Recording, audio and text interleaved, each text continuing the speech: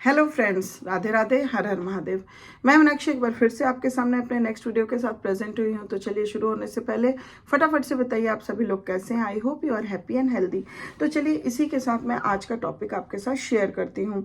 जैसा कि पिछले कुछ वीडियोज़ में हम अर्ली अडल्टहुड पीरियड यानी यंग एडल्ट्स के बारे में ही बातें कर रहे हैं।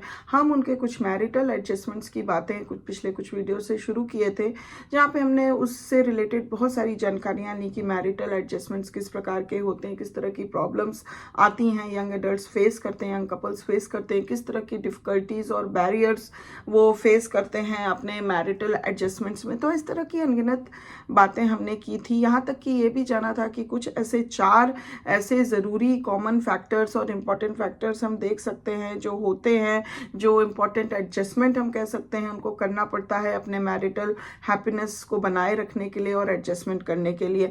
तो आज हम उन्हीं जो एडजस्टमेंट फैक्टर्स हम कह सकते हैं या प्रॉब्लम्स हम कह सकते हैं जो हैं उन पे आज डिस्कशन आज से शुरू करेंगे, जिससे कि हम बहुत ही बेहतर ढंग से जान सकते हैं कि मैरिटल हैप्पीनेस के लिए और मैरिटल अच्छा गुड एडजस्टमेंट के लिए किन किन बातों पे हमें फोकस देना ज़रूरी है।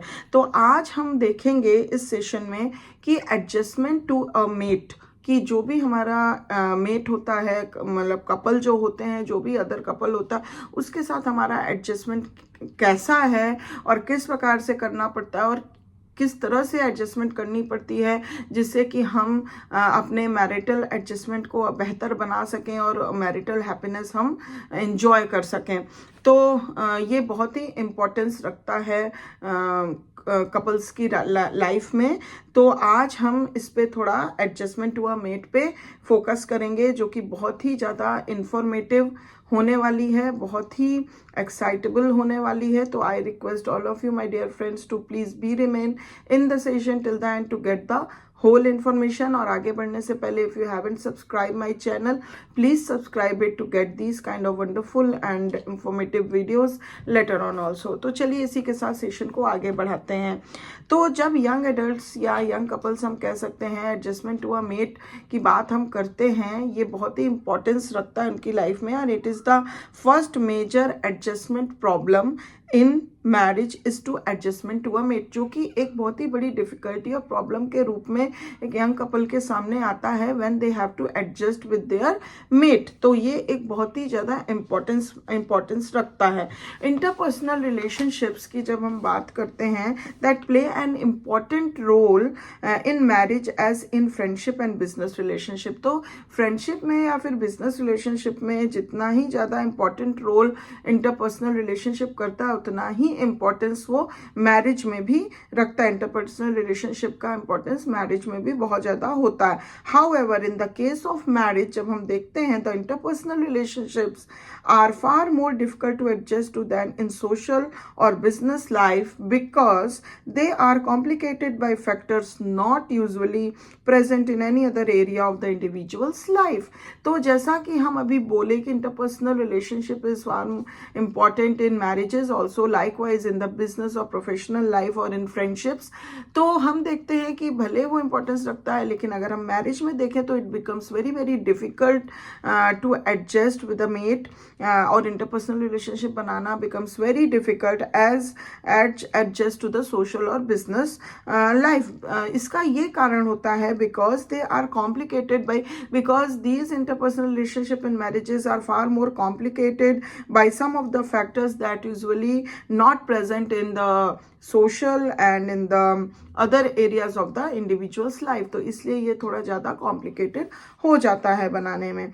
The more experience in interpersonal relationships both the man and the women have had in the past, the greater social insight they have developed। तो जितना ज़्यादा इंटरपर्सनल रिलेशनशिप का एक्सपीरियंस कोई भी मैन या वुमेन ने अपने पास्ट के समय में किया होगा, उतना ही ज़्यादा उसकी सोशल इंसाइट जो है इस बात के प्रति डेवलप हुई रहेगी। And the greater their willingness to cooperate with others, the better they will be able to adjust to each other in marriage. जितना ज़्यादा इंटरपर्सनल रिलेशनशिप एक्सपीरियंस की होंगे कब मतलब जो भी मैन एंड वुमेन अपने पास्ट में, उतना ही ज़्यादा they have that greater willingness to cooperate with the other people, they know how to cooperate with the other people, तो उतना ही बेटर एडजस्टमेंट उनका अपने खुद के मैरिज में भी होगा. बिकॉज यहाँ पे भी जब मेट की बात आती है तो we have to adjust with each other and cooperate with each other somehow. तो उतना ही ज़्यादा उसको जितना ज़्यादा इंटरपर्सनल रिलेशनशिप का एक्सपीरियंस होगा, उतना ही ज़्यादा उसका better adjustment in the marriage होगा. Far more important to good marital adjustment is the ability of husband and wife to relate emotionally to each other and to give and receive love. तो इसके अतिरिक्त फार more important है good marital adjustment के लिए कि कितनी ability husband and wife में है to relate emotionally with each other, कितना वो एक दूसरे के साथ इमोशनली रिलेट कर पा रहे हैं, and to give and receive love, या फिर कितना एक दूसरे को लव अफेक्शन दे पा रहे हैं, ये उनके एबिलिटी पे भी डिपेंड करता है. Members who were trained during childhood to control the expression of their emotions, with the possible exception of anger, may have learned not to show affection just as they learned not to show fear. तो अगर main की अगर हम बात करें, अगर उनको childhood में इस तरीके से ट्रेंड किया गया होगा कि they have to control their expression of the emotions, वो अपने इमोशंस को उनको कंट्रोल में रखना है. एक्सेप्शन अगर हम एंगर को लेके देखें, क्योंकि एंगर तो अमूमन दिखा ही देते हैं लोग, तो उन क्या होता है कि वो जो है फिर उनका कहीं ना कहीं ये चीज़ ऐसा वो अपने जीवन में उतार लेते हैं, because they are train not to show their emotions, कि वो लर्न कर देते हैं कि अफेक्शन भी, मतलब जैसे कि अगर कोई नेगेटिव इमोशन को शो नहीं करना है तो पॉजिटिव इमोशन को भी वो शो नहीं करते हैं. एज लाइक द फियर को नहीं आप शो कर सकते, आप किसी प्रकार का अपने इमोशंस और भी तरह के इमोशंस को नहीं शो कर सकते, तो आप अफेक्शन भी एक्सप्रेशन नहीं करेंगे. तो इस तरह का मैन के अंदर एक ट्रेनिंग हो जाती है. And this lack of expression of affection जो होता है, इसी के लिए सैटल ने पॉइंटेड आउट किया है. तो ये जो लैक ऑफ एक्सप्रेशन होता है मैरिटल रिलेशनशिप में, मैरिज में, तो सैटल ने यहाँ पे पॉइंटेड आउट किया है कि दे में टेक 1 or 2 फॉर्म्स. तो इस वजह से ये चीज़ें 1 या 2 फॉर्म में मतलब ले लेती हैं, जैसे कि lack of indication of affection, एक तो lack of indication of affection इसका फॉर्म हो जाता है, और lack of support and appreciation for the wife's efforts and behaviour. और यहाँ पे सपोर्ट ऑफ अप्रिसिएशन, वाइफ के जितने भी वो एफर्ट लगा रही है या बिहेवियर कर रही है, तो वहाँ पे जितना भी उसको मतलब सपोर्ट और अप्रिसिएशन की ज़रूरत है, वहाँ भी मैन जो है वो कहीं ना कहीं लैकिंग कर देते हैं, नहीं दिखा पाते हैं. Man may also rebuff expressions of expressions from others. अगर दूसरे भी उनको अफेक्शन दिखा रहे हैं तो वो रीबफ कर देते हैं उस एक्सप्रेशन को एंड अफेक्शन को, and thus seems cold and aloof to their wives. और बहुत ही अपने वाइफ के प्रति बहुत ही कूल और अलूफ सा बिहेवियर दिखाते हैं. An attitude they regard as masculine, और इस तरह की एटीट्यूड को वो शो करते हैं कि this is the masculine attitude और behaviour they are showing towards their wife. तो यहाँ पे ही दिक्कतें फिर जो हैं, डिफिकल्टीज जो हैं वो पैदा होने लग जाती हैं. While women have not usually been subjected to similar training, many who felt rejected by family and peers during childhood have learned not to show affection for others as a defense against possible rejection of that affection. तो अगर हम women की बात करें तो वहाँ पे क्या है, वो similar training से तो नहीं ट्रेंड की जाती हैं, सब्जेक्ट की जाती हैं similar training as the man get. But यहाँ पे क्या है कि उन विमेन की अगर हम बात करें जिन्होंने अपने चाइल्डहुड में they felt rejected by their family and peers, तो वो इस तरह की चीज़ें लर्न कर ली होती हैं कि they do not have to show their affection, because अगर वो एज अ डिफेंस मैकेनिज्म, तो अगर आप शो करोगे तो they are not to be, मतलब आपको रिजेक्शन, आपके अफेक्शन को रिजेक्शन मिलेगा. तो it's better not to show any kind of affection to anyone. A husband and wife who have the habit of not expressing affection will have difficulty establishing a warm and close relationship because each interprets the other's behavior as an indication of not caring.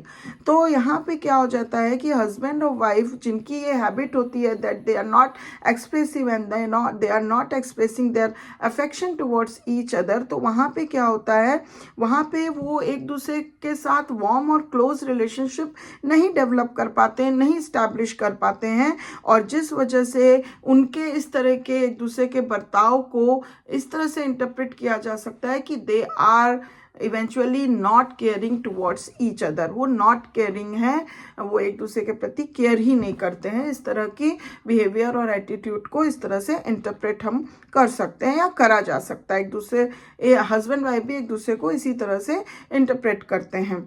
Almost as important as ability and willingness to show affection is ability and willingness to communicate। जैसे कि ability और willingness दोनों होनी चाहिए appreciate करने के लिए, appreciation के लिए एक दूसरे के प्रति, उतना ही importance रखता है ability और willingness का होना एक दूसरे से communicate करने के प्रति। Throughout childhood and adolescence, those who could or would communicate with their peers were more popular than those who tended to be self bound। तो थ्रू आउट चाइल्डहुड और अगर एडोलेसेंस की बात करें तो दोस्त जिनकी आदत होती है पीयर्स वगैरह से बहुत ज़्यादा कम्युनिकेट करने की और जो बहुत पॉपुलर होते हैं, than those who tended to be self bound, तो उनका एडजस्टमेंट मतलब जो बहुत ही पॉपुलर होते हैं, जिनको अपने पीयर ग्रुप और वो सबसे कम्युनिकेट करने की हैबिट होती है, they are more tend to be easily communicate with the other mate, अपने मेट के साथ, अपने पार्टनर के साथ वो बहुत अच्छा कम्युनिकेशन रख पाते हैं as compare to the person who is self bounded. Adults who have learned to communicate with others and who are willing to do so avoid many of the misunderstandings and complicate marital adjustments. तो जाहिर सी बात है, अगर हम communication नहीं करेंगे तो बहुत सारी मिसअंडरस्टैंडिंग्स भी डेवलप हो जाती हैं एक दूसरे के प्रति। तो जो हमेशा कम्युनिकेशन करना, अच्छे से करना लर्न किया होगा अपने पास्ट लाइफ में, अपने चाइल्डहुड और एडोलेसेंस लाइफ में, तो क्या है कि वो अपने मेट के साथ, पार्टनर के साथ हर एक बात पे अच्छे से कम्युनिकेट करेगा, जिस वजह से क्या होगा, बहुत सारी ऐसी मिसअंडरस्टैंडिंग्स जो हो जाती हैं वो रिजॉल्व हो पाएंगी और ये मैरिटल एडजस्टमेंट को और ज़्यादा कॉम्प्लिकेट नहीं बनाएगी, कॉम्प्लिकेशन कहीं ना कहीं डिक्रीज होगा। तो communication is also very important in between the young couple और इन बिटवीन द कपल, तो ये बहुत ही ज़्यादा इंपॉर्टेंस रखता है। Adults who were popular throughout childhood and adolescence have acquired the ability to adjust to others and the social insight necessary to make adjustments। तो जो adult जो कि पहले अपने चाइल्डहुड और एडोलेसेंस लाइफ में बहुत ज़्यादा पॉपुलर रहे हैं, जिनको कि पॉपुलर चाइल्ड बोला जाता है, पॉपुलर स्टूडेंट बोला जाता है, उस तरीके से रहे हैं, तो उनके अंदर ये एबिलिटी होती है टू एडजस्ट विद अदर्स, और साथ ही साथ उनके अंदर सोशल इंसाइट डेवलप हो जाती है, जो कि उनको मतलब जो कि किसी भी एडजस्टमेंट के लिए बहुत ही ज़्यादा इंपॉर्टेंस रखती है। They have also learn to give and receive affection from their peers.